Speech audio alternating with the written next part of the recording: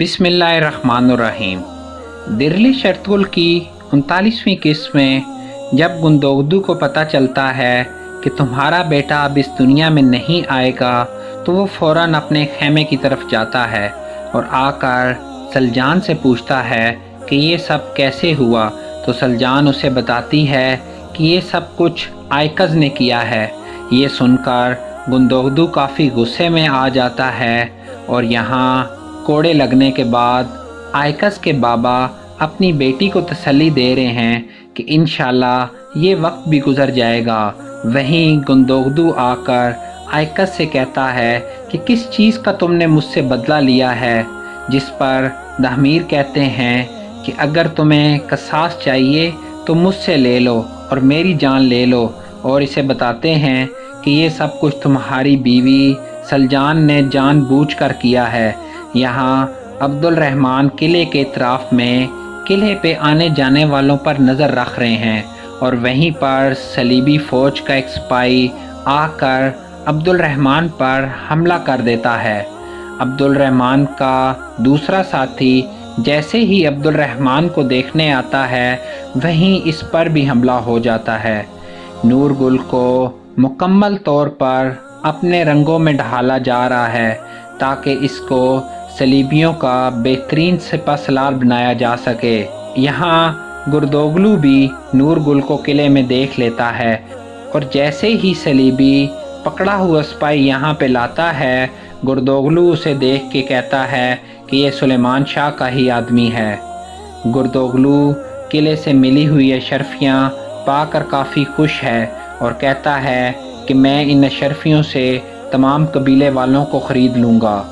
आयकज़ कोड़े लगने के बाद काफ़ी तकलीफ़ में है और कोकचे आकर आयकज़ की तकलीफ़ का पूछती है और कहती है कि मुझे बताओ कि ये सब कुछ कैसे हुआ। जिस पर आयकज़ कहती है कि तुम्हें पता है कि जब तुम्हारे बाबा ने गद्दारी की थी तो मेरे बाबा ने सुलेमान शाह का साथ दिया था। बस इसी वजह से सलजान मुझ पर गुस्से पर है और उसने मुझ पर ये झूठा इल्ज़ाम लगाया है। सुलेमान शाह गुरदोगलू से पूछते हैं कि अगर अल अज़ीज़ हम पर हमला कर दे तो हमारी फ़ौज की क्या सिचुएशन है।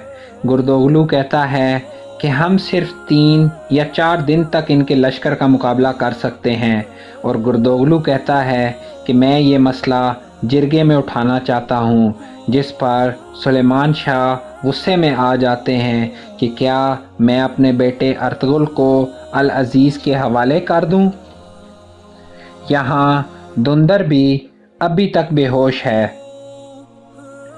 सुलेमान शाह अर्तुगरुल को बुलाते हैं कि मैं तुमसे अपनी वसीयत के हवाले से बात करना चाहता हूँ।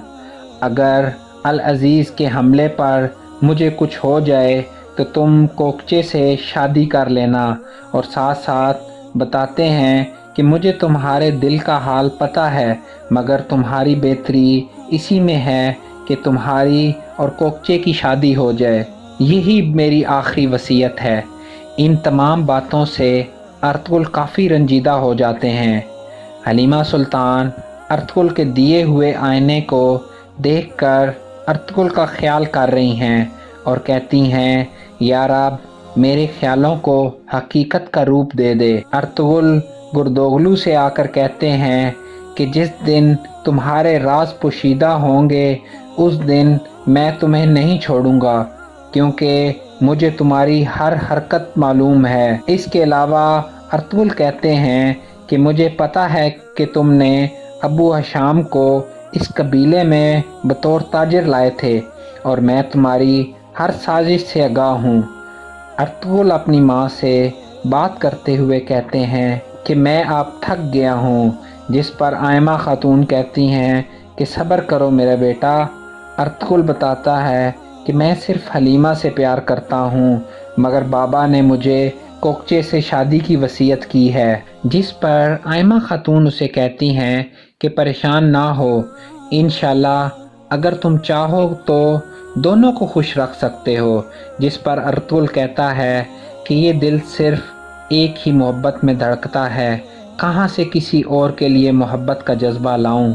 दुगान आकर अर्तुगरुल को बताता है کہ العزیز حلیمہ سلطان کو شکار سرائے لے کر جا رہا ہے اور ان کا ابھی تک نکاح بھی نہیں ہوا۔ جیسے ہی یہ سننا تھا ارطغرل وہاں سے باہر کی طرف روانہ ہو جاتا ہے۔ بامسی اور دوگان آپس میں باتیں کر رہے ہیں کہ ہم ارطغرل بھائی کو یوں اکیلے نہیں چھوڑ سکتے، مگر ارطغرل بھائی نے ہمیں آنے سے منع کیا ہے تو پھر کیا کیا جائے، جس پر دونوں کہتے ہیں چلو چلتے ہیں، پھر جو ہوگا وہ دیکھا جائے گا۔